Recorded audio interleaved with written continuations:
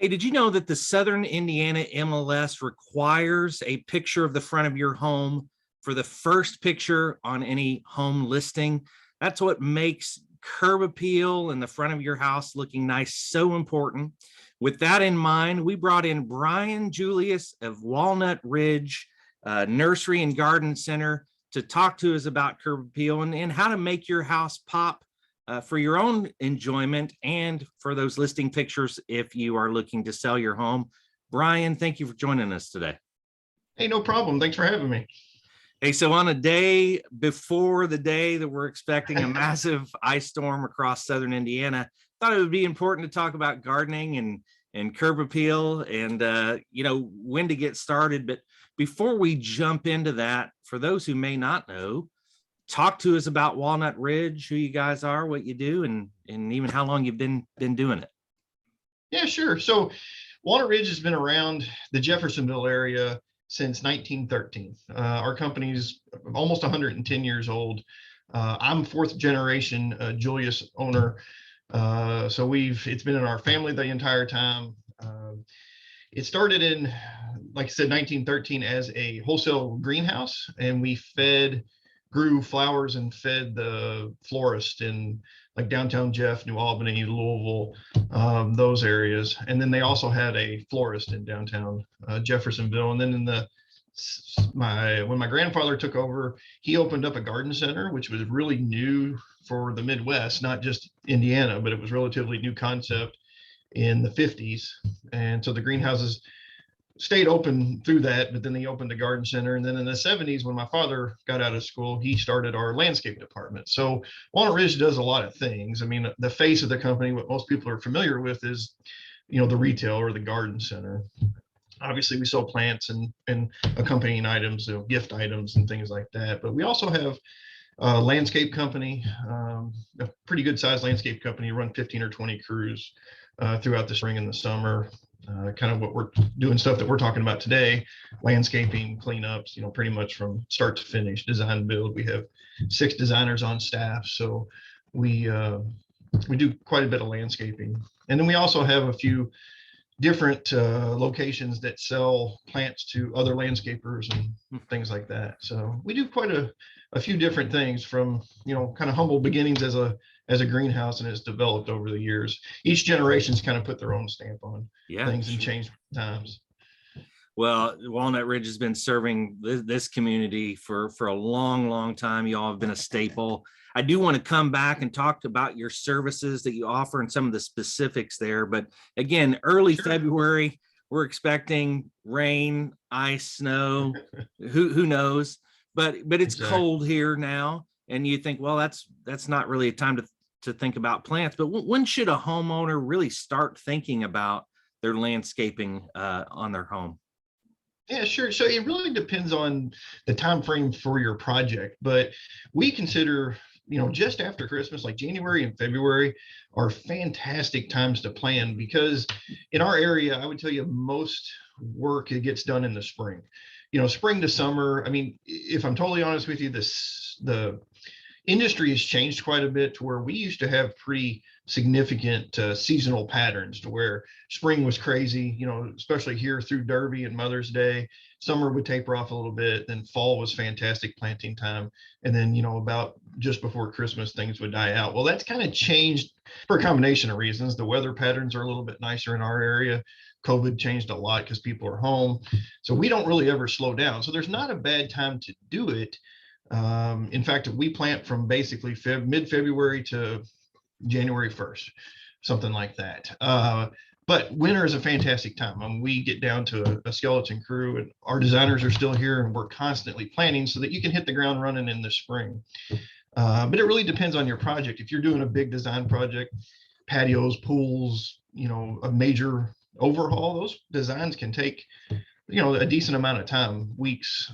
So the earlier you get in, the better, so you can get it done when you want it. If we're talking just a nice little cleanup for the front of your house, a mulching, or something fairly simple, 2 to 3, 4 weeks ahead of time is a great time to hit us or any of your local landscapers to get it in a timely fashion. Unfortunately, it's not a quick fix. It's something that we come out and there's a process to it. We come out, we talk to you, then we design it, then we schedule it. And obviously the busier the season, the longer it takes to get there. But yeah, spring's the fantastic time to do most work.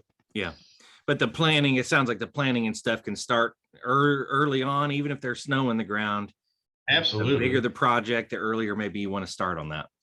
For sure. Yeah. We're taking appointments, 2 or 3 appointments every day right now. Yeah. Okay. Yeah. So talk Great. to me, in the real estate business, we've got clients, we want to make sure that their house shows well. The first thing that a buyer is going to see is when they pull up is the front of the house.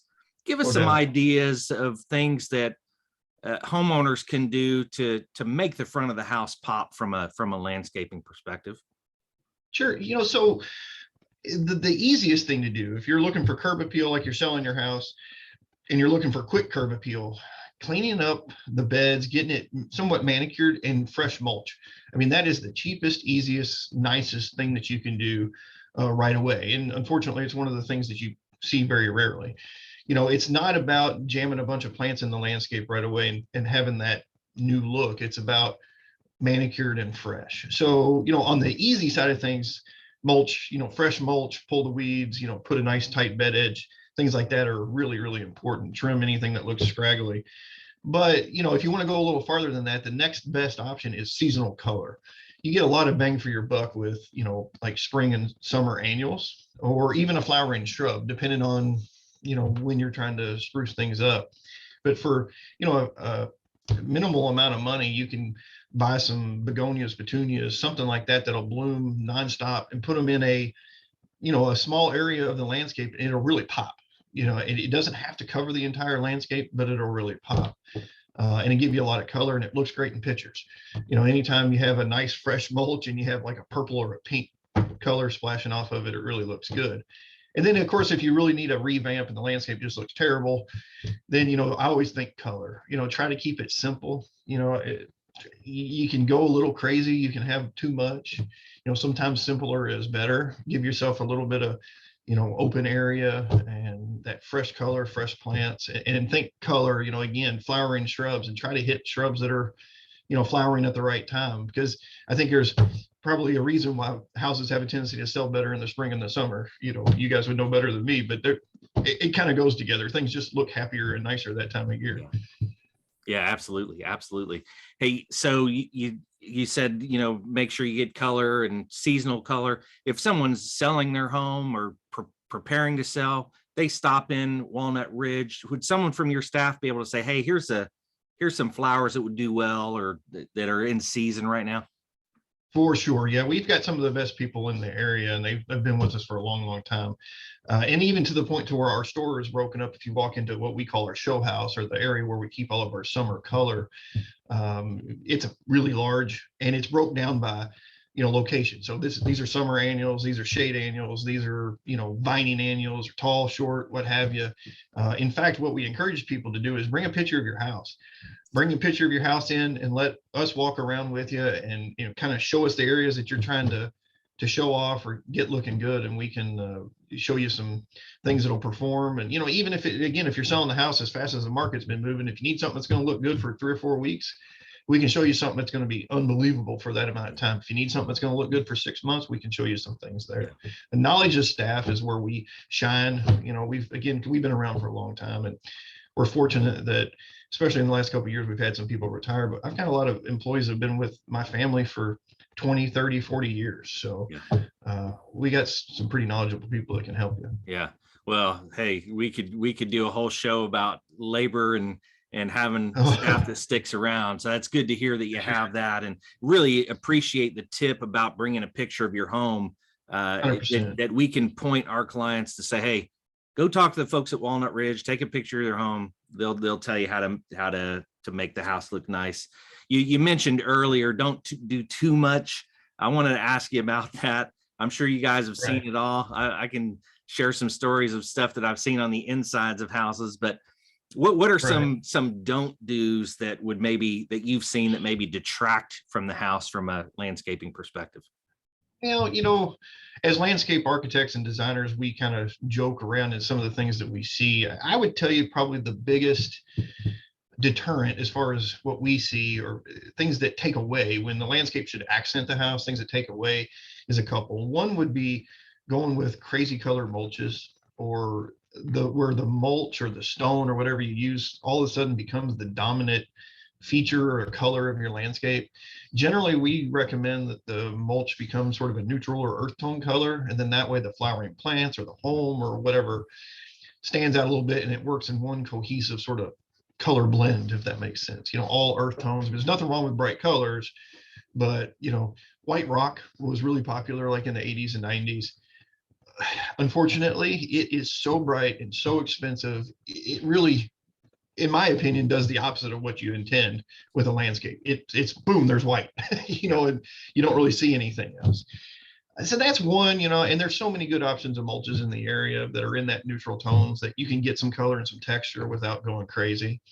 But the other real big one is on the designs part of things. Like if you're putting in new plants around your house, getting a real random every other one, or, if you need 20 plants and you put 15 different varieties, then you get this kind of hodgepodgey look that where you don't have any design to it. It's not any different than interior design. You want to have some idea of what you're doing.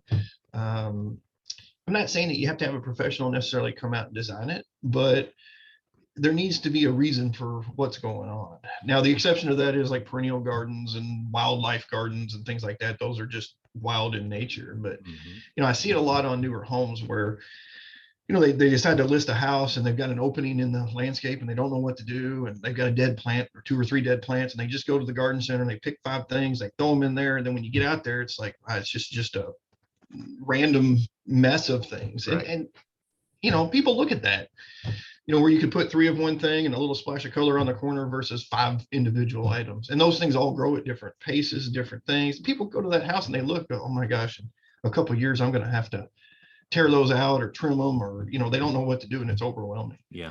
Yeah.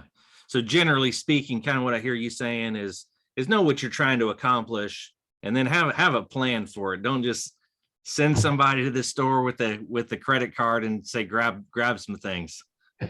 Yeah, think it out. I mean, honestly, you hit the nail on the head. It's, have a plan. Yeah. It doesn't have to be perfect, but you're right. Don't just go buy 5 plants because they're on sale. Yeah.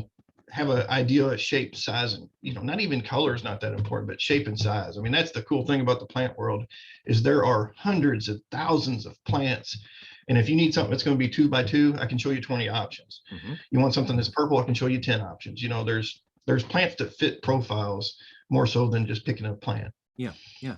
So I want to go back, something you talked about earlier. It's kind of the breadth of services that you guys offer. Again, most people know I can go to Walnut Ridge and pick up some flowers and some plants. But again, like you said, you guys are more than that. So if you think about an individual homeowner who says, hey, I don't have a green thumb, or I don't have the time to take care of my own landscaping, talk about the services that you guys offer for someone like that.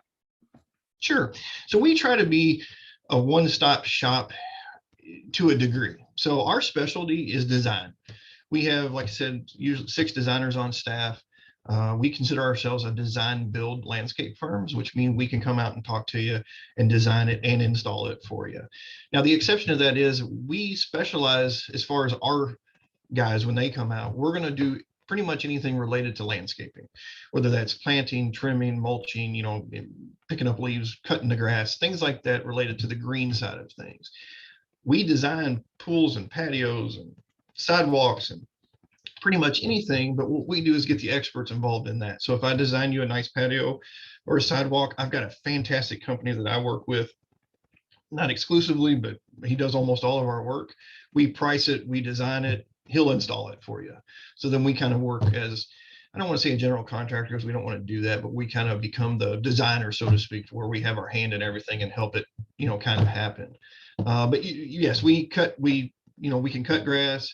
We have a full maintenance department, is probably the best way to describe it. We have many contracts where we mow, trim, mulch seasonally. Some clients have us come out in the spring, summer, and fall. Some people have us come in the spring and we mulch and trim and clean up. And then we are a full service landscape company where we can design, small and big landscapes and send crews out to install it and put it in.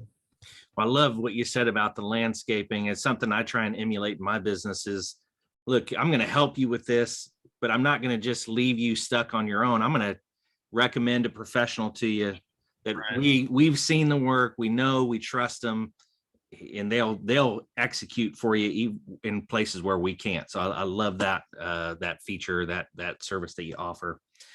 For sure. Brian, tell us where people can find you in person and online.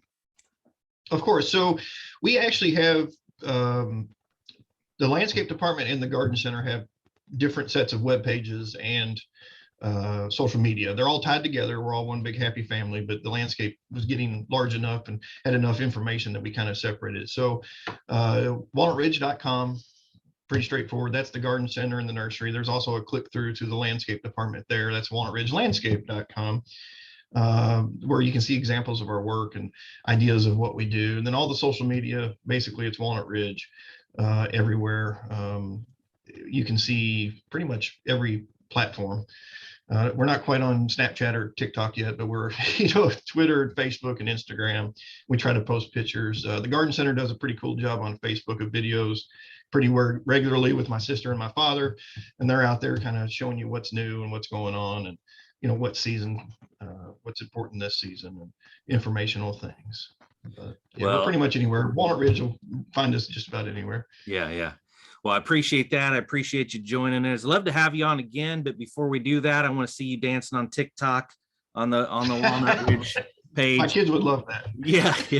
Hey, we're going to put a link to both of the websites, and we'll try and point people to your social media. The one thing that you'll find is if you visit walnutridge.com, and even on the socials, they're serving you, the customer, even without you going to the store. There's lots of educational information and videos. Check out Walnut Ridge. Again, we'll link to them in the show notes. But Brian, Julius, Walnut Ridge, thank you so much for joining us today. No problem. Thank you very much. Hey, if you'd like to have updates on Southern Indiana events, news, and real estate information you can use delivered directly to your email inbox, visit us at 812living.com/blog. That's 812living.com/blog, and sign up for alerts.